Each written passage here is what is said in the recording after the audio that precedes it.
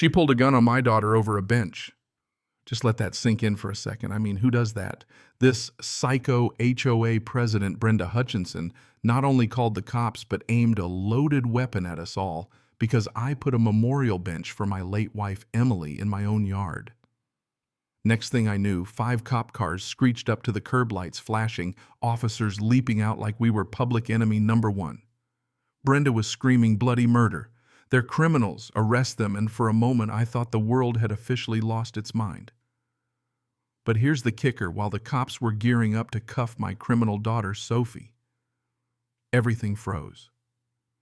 Brenda went silent. The cops stopped mid-stride. And that's when I found out my quiet, nerdy daughter had been hiding something massive from me. Let me back up a sec. First day in the new neighborhood, I figured the worst I'd have to deal with would be yappy dogs and maybe a couple nosy neighbors. Instead, there I was just trying to set up Emily's bench under the oak tree, her favorite kind. The brass plaque read Emily Cooper forever in our hearts. I must have stood there for 5 minutes running my fingers over those words, telling myself that maybe this fresh start would be enough to patch up the gaping hole her death left in my life. Sun caught the plaque, turned it gold, and for a second it almost felt like hope. Then came the sound of heels on pavement, sharp staccato like someone stalking prey. Brenda, in a power suit that looked straight out of a discount Real Housewives episode, wielded her clipboard like a weapon. "Mr. Cooper, I presume?" Her voice was saccharine sweet, the kind that makes your teeth ache, but underneath was pure venom.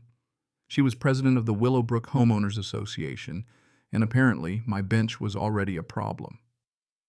"Rule 47B, she intoned, as if reciting scripture requires pre-approval from the Architectural Committee for any exterior modification. She whipped out a $50 fine, handed it over with a little smirk, then started tapping her thigh like she was counting down to something. Now, 30 years in graphic design teaches you a thing or two about people mainly never lose your cool first. I asked as calmly as I could for the official rule book.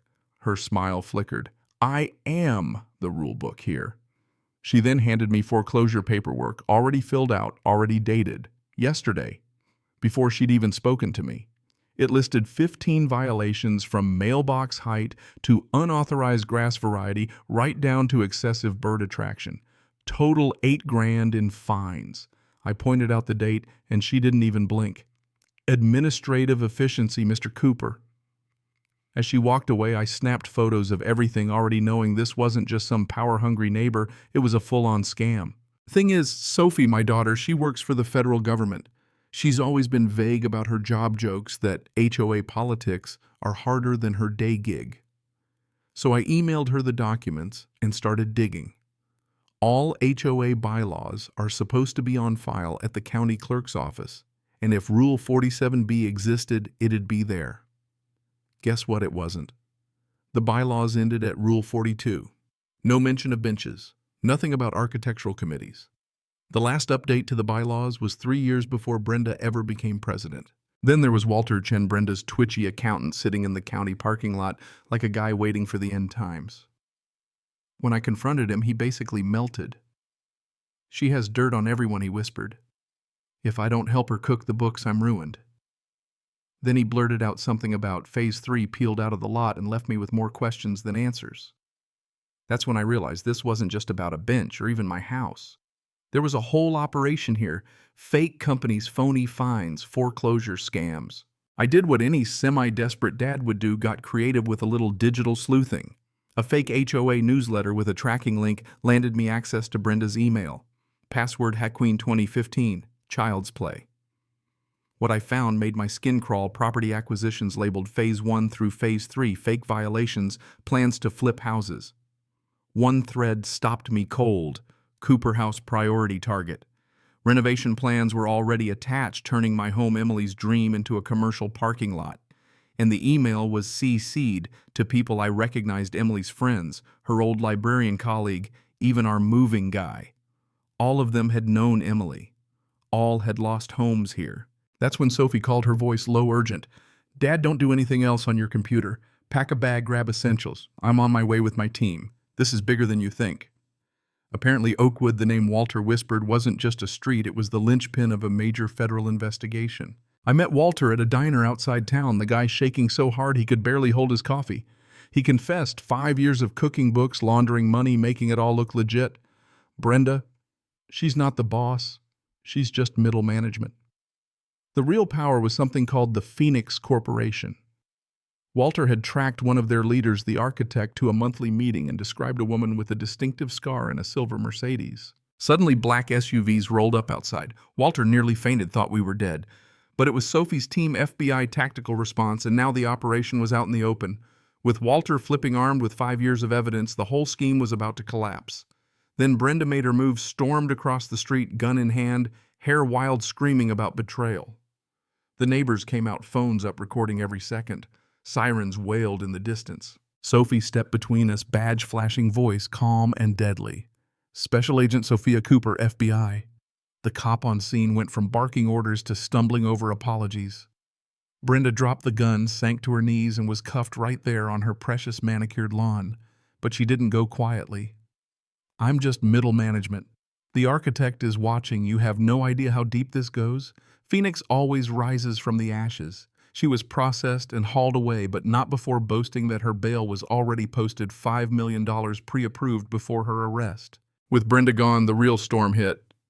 My dining room turned into a war room, laptops, boards, stacks of files. Sophie at the center lines connecting every shady HOA property across 5 states, $3 billion worth. Emily, my late wife, had been onto all this before she died. The pattern was too neat. Every victim was socially isolated recently, widowed, divorced, or elderly. People with no one to fight for them. People who, it turned out, had all known Emily. And then came the final twist. Sophie traced it to Emily's college roommate, Sandra Morrison, who'd supposedly died in a car accident the same year as Emily. But the records didn't add up. Security footage from the bank the day before Brenda's arrest showed a woman with Sandra's exact nervous habit twisting her left ring finger.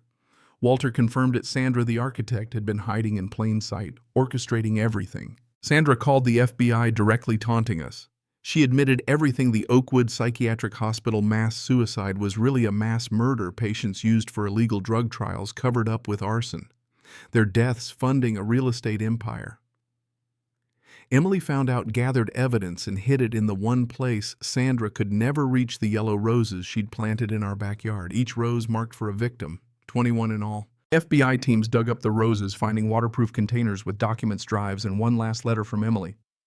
But Sandra didn't run. She showed up, confident as ever, delivered her full confession, and then, out of nowhere, dropped a bomb on us. Sophie wasn't my biological daughter. Emily had adopted her after a complicated birth, a secret kept to spare me more heartbreak. Sophie knew, had always known, but Emily made her promise not to tell me. My world tilted, but looking at Sophie, my daughter, in every way that matters, I knew Emily was right. Family isn't just blood. Sandra was arrested for conspiracy, murder, and fraud. Phoenix Corporation was brought down, and hundreds of stolen families finally got answers. Sophie now leads an FBI task force against institutional corruption. Walter got witness protection. The Willowbrook HOA was disbanded for good. So yeah, my life turned from a quiet suburban nightmare into something straight out of a crime thriller. But every morning I sit on Emily's bench, under that oak tree, coffee in hand, grateful for the family I chose and the family that chose me. Sometimes the truth really does set you free, and sometimes it's buried 3 feet under a rose bush in your backyard. But now I've got to ask, if you were in my shoes, would you have chosen justice or survival? Did Emily do the right thing, keeping the secret about Sophie? And do you think people like Sandra can ever be forgiven? Drop your thoughts below. I want to hear it all, because if this story proves anything, it's that the line between right and wrong can get awfully blurry, especially when you're fighting for the people you love.